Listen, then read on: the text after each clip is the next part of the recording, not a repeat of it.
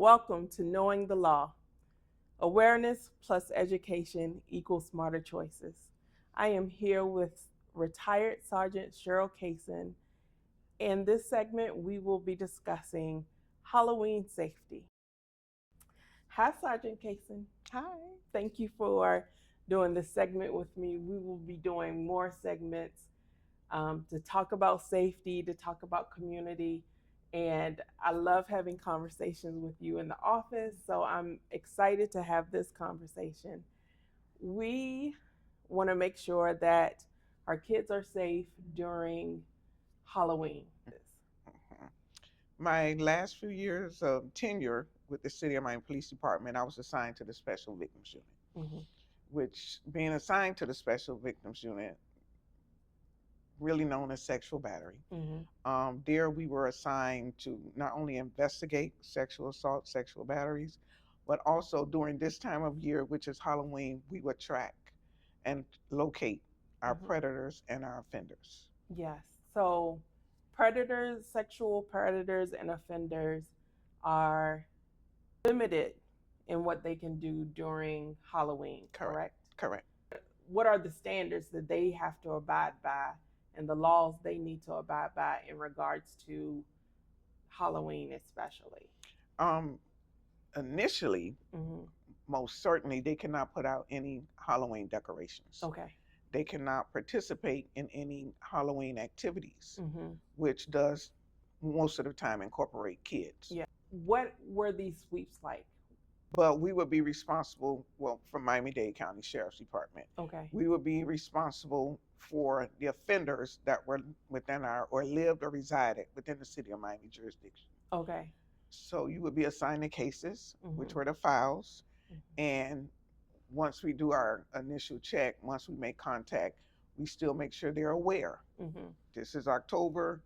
Um, you already know the rules. You're not to participate in any activities or put out any decorations, anything that would entice Mm-hmm. a child to knock on your door. And this isn't only for sexual predators that have offenses against children, but also anyone charged with a sexual assault or Correct. anyone that's registered as a Correct. sex offender. Correct. The difference between a sexual predator and an offender would be what? Is A there? predator preys on, Mm-hmm. an offender offends. The stipulations or what classifies them are dependent upon the judge. Okay, thank you for that. Because I think it's important that everyone understands there is a difference, and it depends on what the judge puts in their What court case, category? the Right. What category. category they fall into? Okay, so you all had funding to go out and really make sure these people were where they said they were supposed to be, Correct.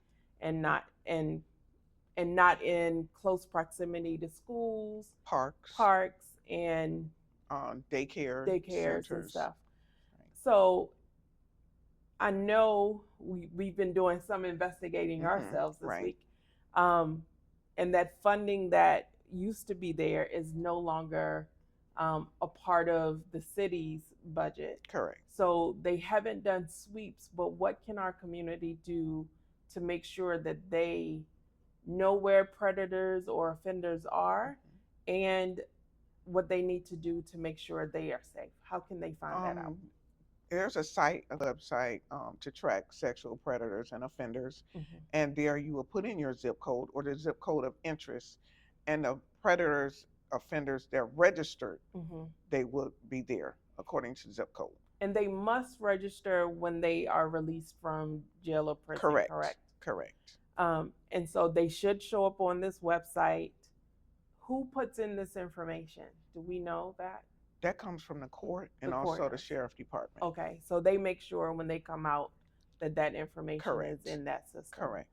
And if a person moves, they should then make sure their information is updated with the local police department. with the Correct. local. So we encourage all of you to take some time. We will drop the link to make sure that you know how to look up registered offenders here in Miami-Dade County.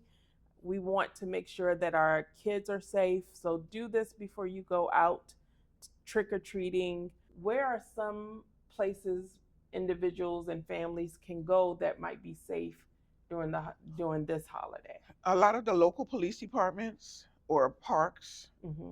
these are secure locations. They also run it on the news through the media, Mm-hmm. safe locations for our trick or treaters. Mm-hmm. Parents, guardians should be mindful. Mm-hmm. Don't send them out alone. Um, Trick or treating is an outdoor event unless otherwise restricted. There's no reason you should be in a residence trick or treating. Mm-hmm. There's no reason to go inside Mm-hmm. and practice safety, even with vehicular traffic. Your costumes, make sure you're in a well lit area. Mm-hmm. A lot of the costumes now have the safety stripe, Mm-hmm. so you will be recognized. Make sure your face that you can see there's no obstructions Yes. with the mask or whatever you're wearing. And I know the malls still Mhm. participate, and a lot of the local departments are now Mhm. incorporating safe environments. Yeah. It's amazing because there are so many resources here to have a safe trick or treating experience. I know I've spent some time in Miami Lakes at times for trick or treating. Here in the city of Miami, living in a condo building, I know not. I don't have information that we would be doing anything in our building for the kids. So it's important that they come and use these community events where they know True. we know they can be safe. Safe. They know that hopefully they're getting fabulous treats, not only candy but also nutritious Right. items. But what should a parent do to make sure that their kid's bag of candy is good? Check it. You must check it. I know some of the hospitals do the X-ray, Mm-hmm. but we should not be eating our candy as we walk along, because safety is of importance. That's true. Back in the day, I remember going trick or treating, and though I grew up in the country, we had to make sure we knew where we were going, where you're going, what and houses. let someone know Yeah. where you're going. Yes. Even if you are that chaperone, Mm-hmm. someone should know what route you're taking or where you'll Yeah. be going. So I know we have a lot of parents that work 2 and 3 jobs, so they may send the kids out with an older sibling or a cousin. Do you have any advice for them? Be mindful, and again, communicate. Let someone know where you are. Yes. How long you're going to be out. Mm-hmm. The event.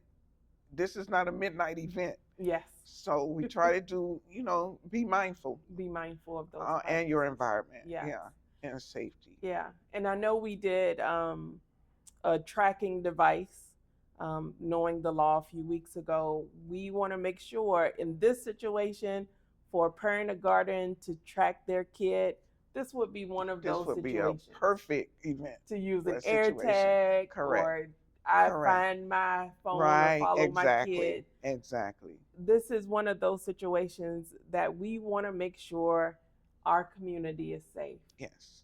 Get consent, parents, if you are not with both of your child's other Parent. half, other parent.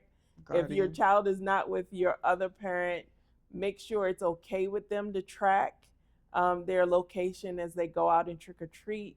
But it always comes down to consent with tracking, as well as making sure your kids know where they are going.